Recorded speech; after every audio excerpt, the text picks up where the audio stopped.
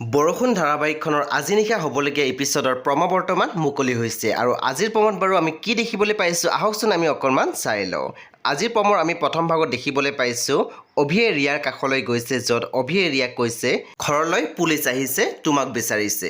তাৰপিছতে ৰিয়াই অকণমান ভয় খাই কৈছে যে কি মোক বিচাৰিছে, তাৰপিছতে আমি প্ৰমত দেখিবলৈ পাইছোঁ পুনৰ অভিয়ে ৰিয়াক কৈছে তুমি ভয় কৰিব নালাগে, তুমি যদি নিজৰ ঠাইত শুদ্ধ তেতিয়াহ'লে ভয় কিহৰ।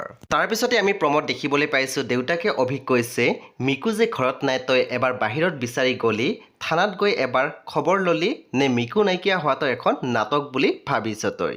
তাৰপিছতে প্ৰমৰ একেবাৰে অন্তিম ভাগত আমি দেখিবলৈ পাইছোঁ অৰ্ণৱে দেৱযানীৰ আগত কৈ আছে তাই তাক এনেকুৱা কি যাদু কৰিলে যে সি সঁচা মিছা একো বুজিব নোৱাৰা হ'ল। চ' বন্ধু বান্ধৱীসকল আজি নিশা 7:30 বজাত ৰং টিভিত আহিবলগীয়া বৰষুণ ধাৰাবাহিকখন খুবেই বেছি ইণ্টাৰেষ্টিং হ'বলৈ গৈ আছে। চ' আপোনালোকে চাবলৈ একেবাৰে নাপাহৰিব। পৰৱৰ্তী আপডেটৰ বাবে আপোনালোকে আমাৰ চেনেলটো ছাবস্ক্ৰাইব কৰি কাষত থকা বেল আইকনটো টিপি দিবলৈ নাপাহৰিব।